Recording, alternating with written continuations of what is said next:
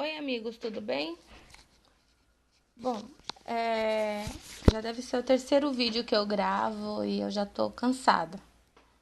Uma hora eu não consigo áudio, se bem que se o áudio desse sair não vai fazer muita diferença pra vocês, a voz tá horrível do mesmo jeito. É, Bom, eu ia fazer um grupo de estudos, aliás, eu chamei alguns de vocês para fazer um grupo de estudos e bom, algumas pessoas querem estudar sozinhas, outras querem férias de mim, as outras estão pensando, uns estão longe, outros estão trabalhando. Motivo para não fazer o grupo é o que não falta. Então, eu resolvi ajudar vocês por aqui, né? Eu não sei se vocês vão ver o vídeo depois e de qualquer forma, enquanto eu ajudo vocês assim por aqui, eu acabo estudando também. Então, antes de qualquer coisa, eu quero que vocês saibam que na prova do Fúvio, aliás, ele vai dar uma prova na primeira ou segunda semana de aula, vai ser num sábado, ele vai mandar o e-mail pra gente falando qual vai ser o dia certinho e, e o horário. Eu acho que vocês acabaram de ver a Isabela passando por aí. Então, eu vou dar uma descontraída, fingir que eu não vi nada e continuar. Como que é a prova do Fúvio? Ele vai dar um exercício para cada tópico que a gente teve na prova, né? Quais são eles? Eu deveria ter isso fácil aqui para eu poder ler para vocês, mas pois é, sou eu. Aí a gente vai começar com vetor. Então, tem vetor, força elétrica, campo magnético e eletromagnetismo e o que mais tiver que vocês já sabem. E aí, como que vai ser a prova? Vai ser um exercício por tópico.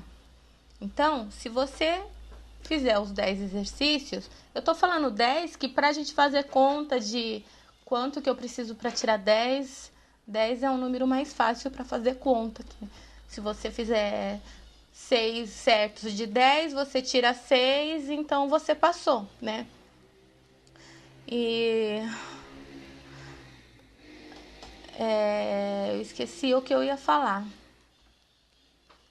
E você vai ter, se a gente levar em consideração e se não for muito diferente do que já é num dia normal de aula, 2 horas e meia, 3 de prova, mais ou menos. Então, você tem que ter tempo para resolver tudo, o máximo que você conseguir. Então, além de treinar os exercícios que vocês têm, as listas, procura treinar com tempo. Eu vou tentar e eu sugiro que vocês também estudem assim. Tipo, vai fazer o exercício 1, dê 10 minutos para fazer o exercício 1. Vai fazer o exercício 2, dê 10 minutos. Você pode fazer em menos tempo. Ótimo, porque daí você usa o tempo que sobrar nos últimos exercícios que são mais complexos, certo? Que mais? Então, vamos começar com o vetor. Para que haja o vetor, a gente precisa de 3 características para que haja um vetor. Eu preciso da direção, do tamanho e do sentido. Se ele não tiver esses 3, você vai procurar. Porque você precisa dos 3. Sem os 3 não é vetor, simples assim. O vetor é uma grandeza física. Por exemplo, qual é a sua massa, qual é o tamanho do seu sapato. Isso é uma grandeza física. Eu espero, porque eu posso estar falando besteira. Então, vamos ver aqui. Nesse desenho que eu já fiz, que é a representação gráfica do vetor, então você tem aqui o sentido dele. O sentido você sempre leva em consideração a ponta da flecha. Ela vai estar no primeiro, segundo, ou no terceiro ou no quarto quadrante. Então, não importa o quadrante em que o seu vetor esteja. O que importa é o o quadrante que ele está apontando, certo? O tamanho do vetor é o que vem aqui do final da sua seta até... É estranho isso porque tá espelhado, desculpa. Até a ponta da flecha. Esse daqui é o tamanho do vetor que eu fiz, certo? E o tamanho, ele também é chamado de módulo, intensidade, certo? E do lado de cá. Esse daqui é a direção do vetor, certo?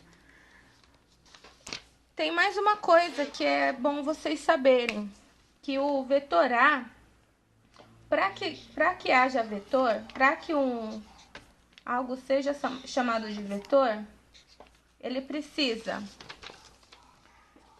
ou ter a seta ou ter um acento circunflexo. Para que tem esse acento circunflexo? Na verdade, é de quando os livros eles eram feitos à máquina. E aí, não tinha uma seta na máquina de datilografia. Será que alguém aí já viu uma máquina de datilografia? Ou já fez curso de datilografia? Então, para eles diferenciarem um escalar, que é um número, né,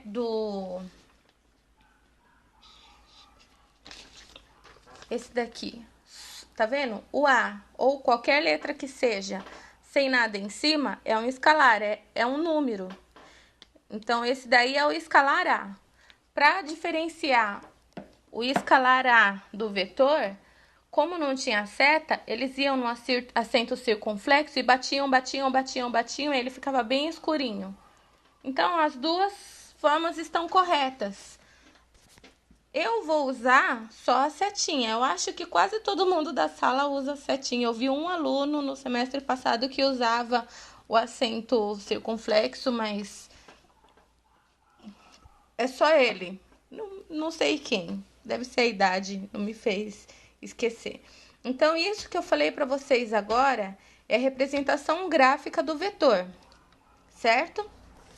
Agora, eu vou falar sobre a soma gráfica do vetor.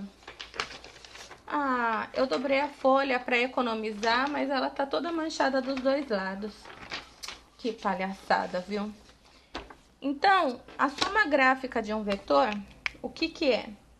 É o gráfico do vetor. Então, para que você tenha um gráfico do vetor, você precisa de um triângulo, certo? Então, deixa eu colocar um aqui, qualquer.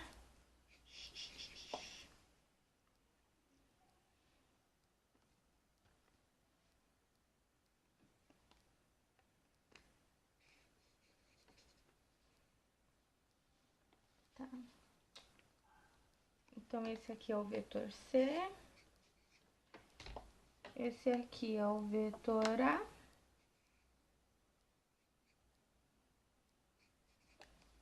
E esse aqui é o vetor B. A, B, C. Tá, então, tá aqui. Tá certinho? O que é isso? Se ele pede para você mostrar o seu vetor de uma forma gráfica, quer dizer, através do gráfico, você vai mostrar assim. Então, você tem 3 vetores com valores diferentes. Você tem, por exemplo, o valor do vetor A e do vetor B. Qual é o valor do vetor C? É muito, muito, muito simples. Mas eu coloquei o contrário aqui. Então, eu vou mudar o que eu perguntei. Então, você tem o vetor B e o vetor C. E você quer saber qual é o valor do vetor A. É tão simples isso, é só você somar. O vetor C mais o vetor B é igual ao vetor A, que é o que a gente faz geralmente nos primeiros exercícios, lembra? Beleza. O que mais vocês precisam saber? Sobre a soma algébrica dos vetores. Então, a representação algébrica dos vetores, ela é a representação do vetor nos eixos cartesianos x, y e z. Esse sistema cartesiano obedece à regra da mão direita. Então, tem aqui o dedo polegar, o indicador e o médio, certo? Eles estão perpendiculares entre si. Vocês sabem o que é perpendicular? Perpendicular é quando alguma coisa faz um ângulo de 90 graus com outra, certo? Então, olha aqui. Entre o polegar e o indicador eu tenho 90 graus.